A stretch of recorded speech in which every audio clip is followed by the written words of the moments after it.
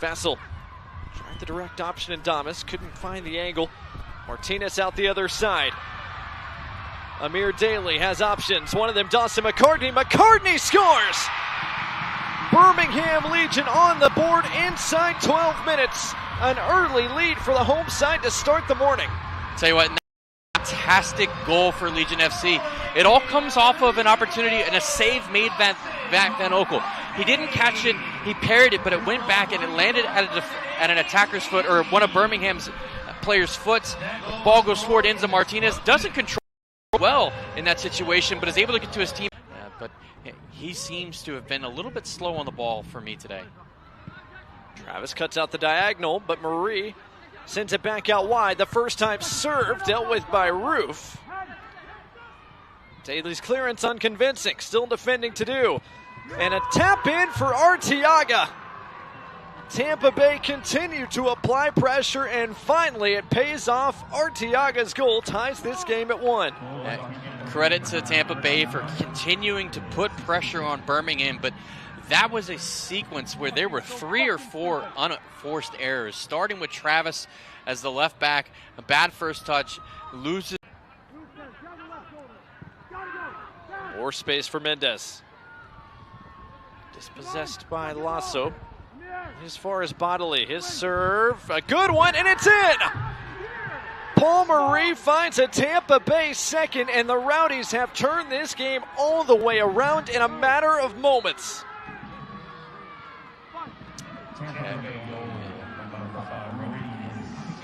Everyone from Birmingham's side is looking at each other, trying to point fingers, trying to figure things out, trying to come together, trying to employ each other. Look, we've got to figure this out. We've got to. Álvarez finds Arteaga along the end line, cuts it back, and it's scored.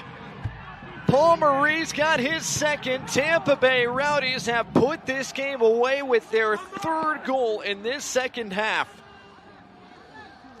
Yeah, and once again, Birmingham are left asking questions of themselves. Plenty of opportunities to get that ball away, and just they don't. And Tampa Bay take the advantage and go bury the game and really, for all intents and purposes, bury Legion FC's season. What a second half turnaround this has been for Tampa Bay Rowdies. And for the second time in as many. Plenty of space to run into for Luis Álvarez. He's got Charlie Sharp arriving. He'll go for goal himself, and what a finish! Oh my goodness, Luis Álvarez, the icing on the cake with as pretty a goal as you'll find. I tell you what, Álvarez picked the top corner out and found it beautifully. The game was gone. The game didn't. The goal doesn't matter. But what a goal for Álvarez there. That'll certainly be a goal of the week nominee. Just casually as you like, finesses it into the top corner. What a fantastic finish from him. Goal brought to you by 18. Trying to give Rhode Island the advantage here in the 68th minute. Kwizera, slight hesitation, he puts it home. J.J. Williams sets it all up. Kwizera, the little button on it. Rhode Island has the lead in Miami. It's 1-0. Good second half for Rhode Island here. J.J. Williams draws the pen with a little bit of pace, a little bit of strength, and then also skill to bring in Danko to clear foul, clear contact. It's a Pittsburgh team that is 12-2-2 lifetime against Hartford. Here's Luke Biasi overlapping on the right. Sends one far side. Headed down. Here's a shot to goal. Charles Ahl in the 3rd minute, and Pittsburgh jumps on top. When you come here and have a goal like Indy did, you're going to get chances. And Pittsburgh. From the northeast corner, in swinger, good ball, played, and a goal! And we're deadlocked at 1. Arturo Diz Pe off a perfectly executed set piece from the corner. The lead didn't last 9 minutes. The corner as a result of Eric Dick not really knowing too much about the cross from Samaria and not taking a chance. The right thing to do. You then have to defend. Ball played into the box. It's free. Burner is out. Open goal and a goal. Burner came out and Chase Boone creates, and it's 2-1 Riverhounds here in the 89th minute. There's your sting in the tail.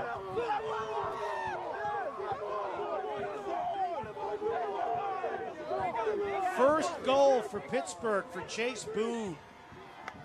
And that's a crusher for Hartford. Indy all over again, isn't it? A game you come into, you're expected to win. That's awful defending. Hartford get punished. Hartford made two big defensive mistakes, Mark. Edie Williams. Afferty drives it in towards the back post. Good driving ball, and Lexington SC appears to have taken the lead, and they have. Beautiful piece set up. And John, we talked about it.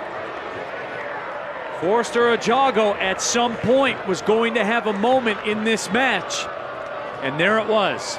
Cometh the hour, cometh the man. And we also talked about this being a game of one or two moments for either side. And Ajago, the header back across. He beats his man who'd gone to sleep a little bit.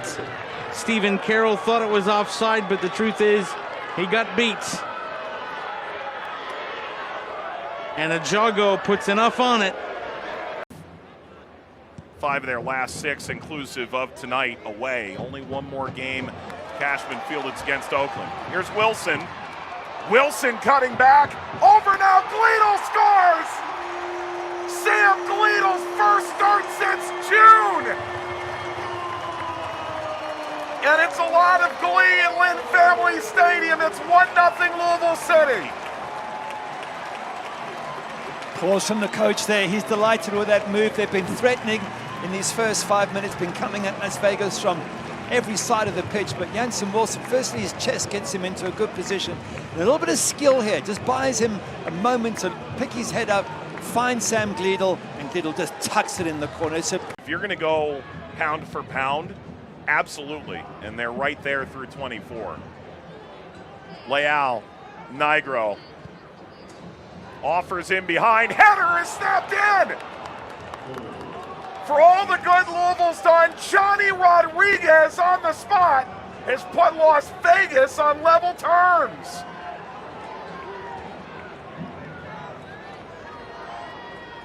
How about that? That's a brilliant header, and that is what they are capable of.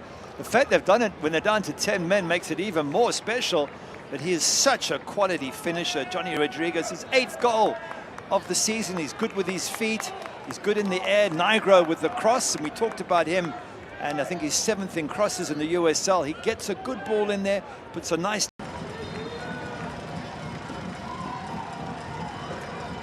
Perez scores!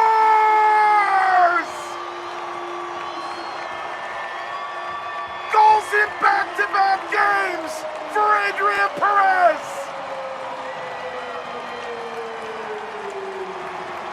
The first option was the best one.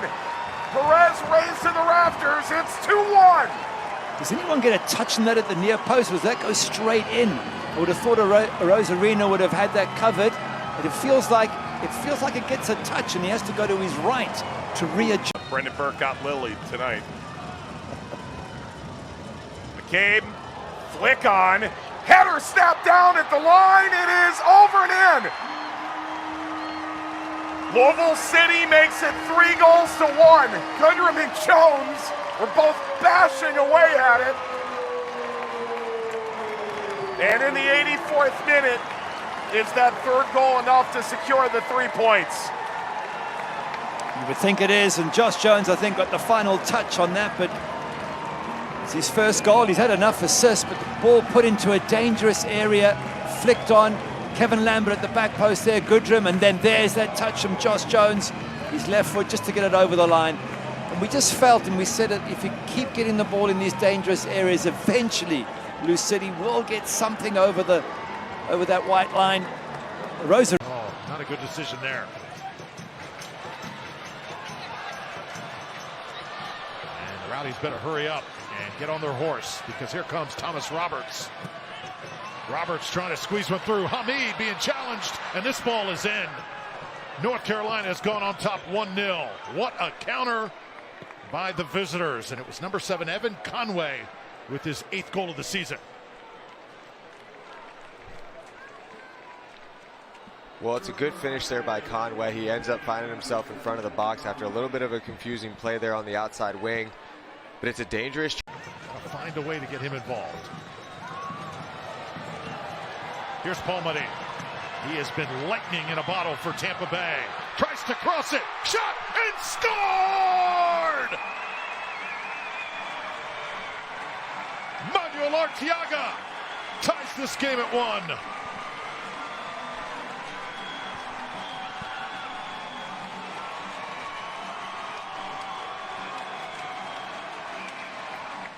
Well, that is certainly one way to break down this North Carolina defense. That direct ball, route 1 from White. It's a great ball over the top, and he finds Marie right in this space. And look at this vision from Marie.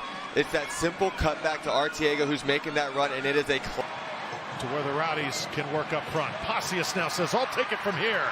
Woobens Pacius. He shoots, and he scores!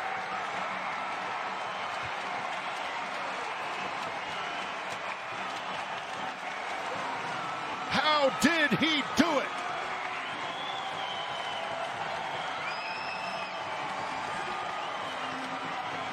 Well, shows what I know, huh? I just called for Pacius. He hasn't been involved in the game much at all tonight. But, you know, I just called for it. But this is why a player like this is on the field. Again, it's Marie. And sometimes the luck is just going your way. That's luck that the Tampa Bay Rowdies have not seen. And Pacius, he does a good job. He's driving at that back line. It's a difficult angle, and it takes a nice little bit of a deflection. What they're used to. Sure. Get this one ahead. Look out. Hamid off his line and scored. Oh, no. It's Oalex Anderson breaking the Rowdies' hearts here in the 95th. With just seconds remaining, North Carolina pulls off an absolute miracle. Well, we just talked about it. They've done a good job of keeping themselves involved in the game. And this can't happen if you're the Tampa Bay Rowdies. They're too high up the field. Oalex Anderson making a great run. He makes that far. Forster. Ooh, he misread that. Roro Lopez waits for runners either side. Threads the needle for Jack Gurr. Gurr across the middle here. Jamieson scores!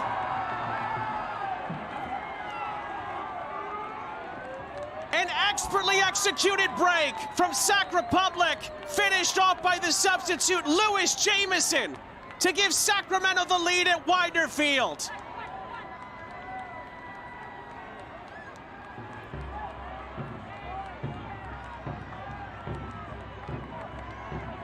Clinical and ruthless is what comes to mind in this sequence. The misplay at midfield, Roro Lopez able to get on the ball, but you just see Jack Gurr explode into his run, the overlapping run. Ricochets towards the far side, Benitez. It's gonna fall for Cicerone. Jamieson, back to Russell Cicerone, in behind here for Sacramento. And Cicerone wraps it up!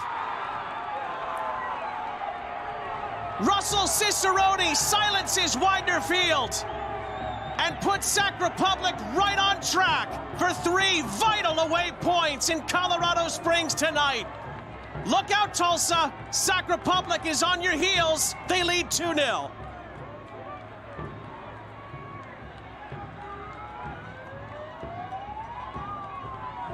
Two quick transition moments.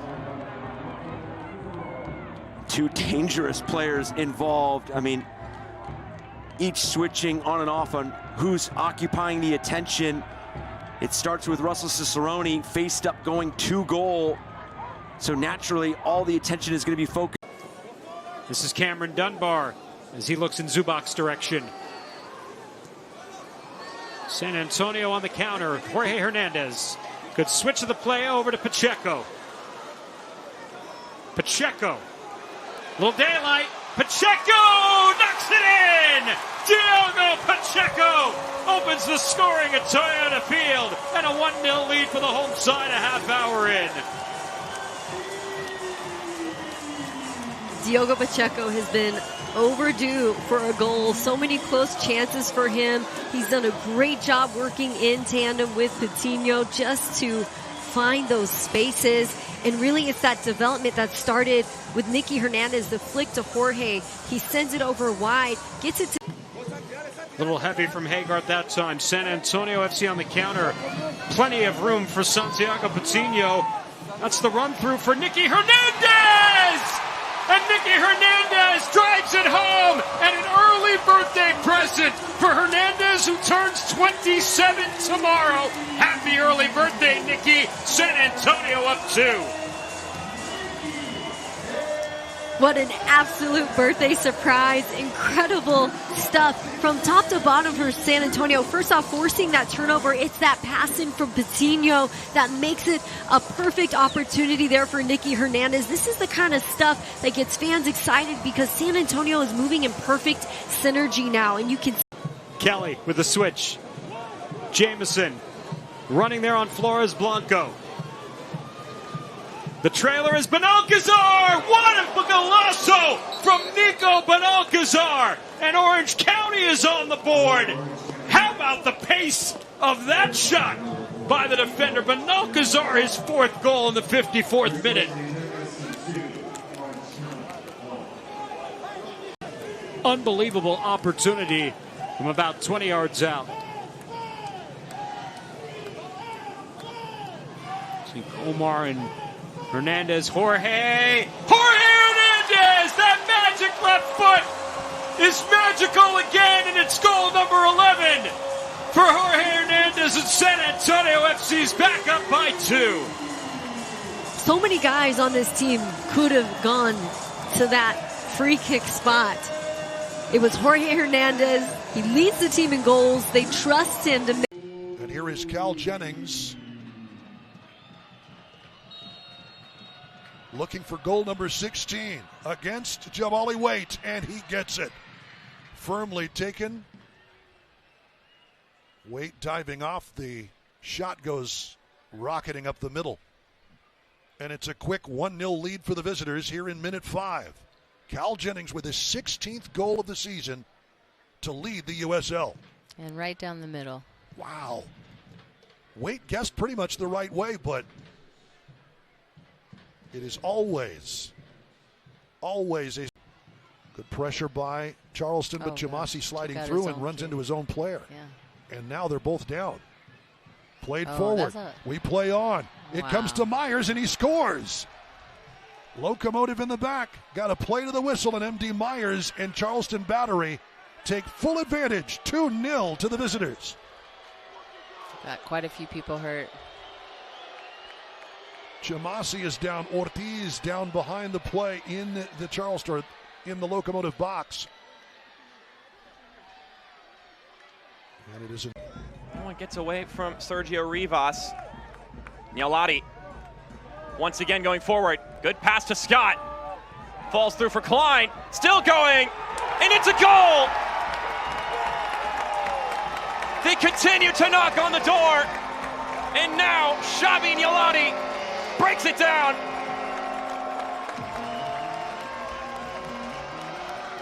Well, you fancy it's been coming in the entire first half. They had chance after chance, and only great goalkeeping from that man there kept them up. But eventually, they get a breakthrough. A little bit of wrestling going on in the box, and I think the New Mexico defenders were asking the referee for a foul. Have a look here at this point. There, Tariq Scott just getting caught up. Lovely find to Akale. He chips it up ahead. Bailey plays it back across to Akale. It's a body block, but it breaks through.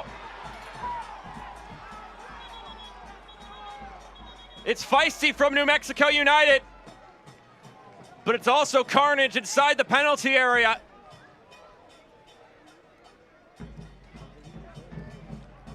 That's a bit of really good play there. Akale got that one going, just flicked the ball over the top. Zico Bailey was in on goal. Here's Akale, look, a little flick. Fantastic. Zico Bailey, head up, looking for options, plays it back. Akale, it's blocked on the line, and then the big man Luther Archimed, the former Monterey Bay player, is the one who gets the contact, and as he heads over to the right wing, Tingy. Mines, long run if he can keep it in, just does. This one sent towards, let it through, the dummy, the ball, and into the back of the net, and it's 1-0 Loudoun. They strike first. Florian Vallot with the first goal of the night.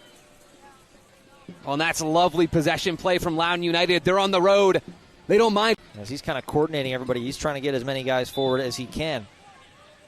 They're going to play it short. Smith is going to need to go, and that one intercepted. Vallot springing back the other direction. It's going to be 3-on-3, now 4-on-3. Long run, Awuah on the right wing. Vallot over to Awuah. Awuah cross back in, headed towards goal, and Loudoun United has doubled the advantage at the death of the first half. It's too easy for Loudoun United. Phoenix Rising hand the ball over to Loudoun off of that mistaken set piece, and it's Ben Mines, the assister on the first goal for the visitors, scoring the second off of a clinical.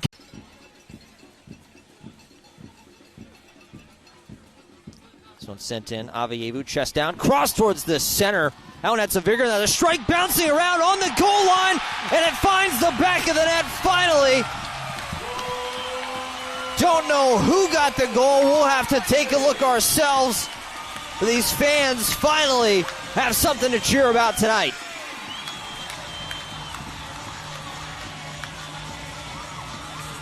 You can see the smoke from the south end. They're ecstatic to see Phoenix Rising half the deficit here. Of midfield. Dennis crossed in, headed towards goal, and it's 2-2.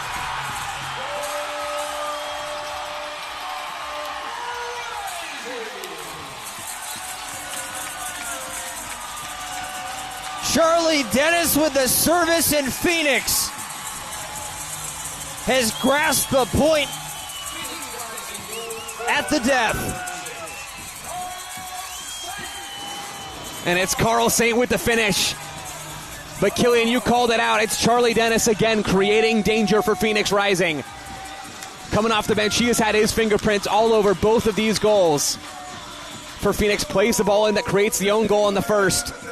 And this lovely in-swinging corner kick with that left foot to find Carl Saint. Ends up wrong-footing Hugo. When you are facing your own defensive goal. San Antonio about to go final 3-1 at home over Orange County. Roots needed Orange County to lose there as well. Here's Wilson! 7 in 7 appearances! He stays hot, and the Roots have a lead!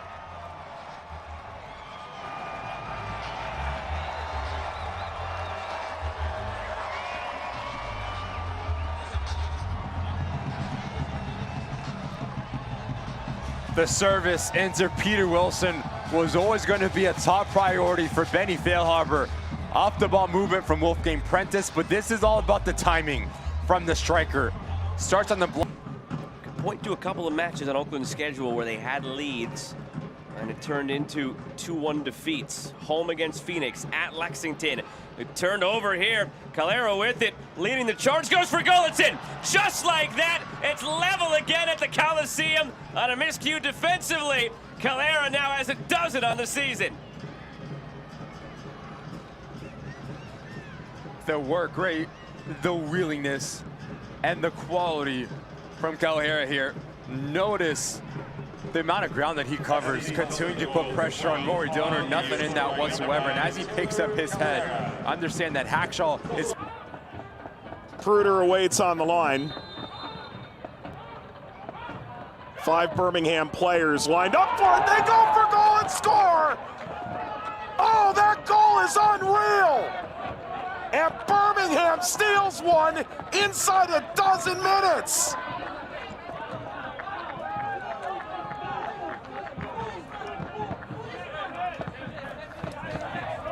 Shirley Vassell, the Jamaican international's first goal for the Legion. Legendary. Goalkeeper gets caught cheating a little bit to the back post. Luke Pruder.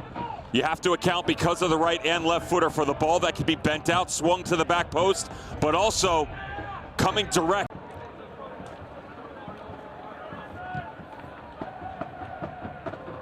Schaefer forward, down to Quinn. What a touch by Aiden Quinn. Give and go, Quinn back across, tapped in. It's Chizza, it's 1-1. Oh, that is champagne football from Indy 11.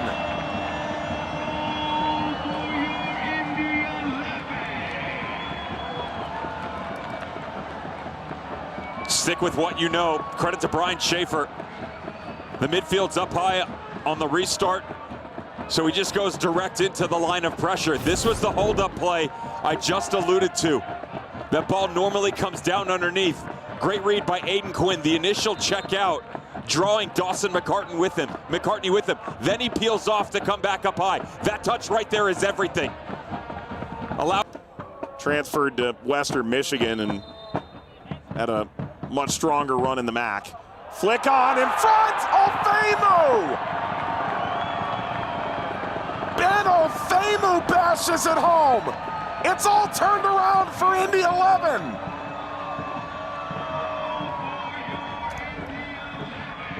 Their backs against the wall. It's 2 goals in 5 minutes time. Indy leads. Confusion on the front side of this. The line of pressure that's flat. Good movement by Indy 11. And as the ball's whipped in, the way that Aiden Quinn textures it starts to move over that line. There was a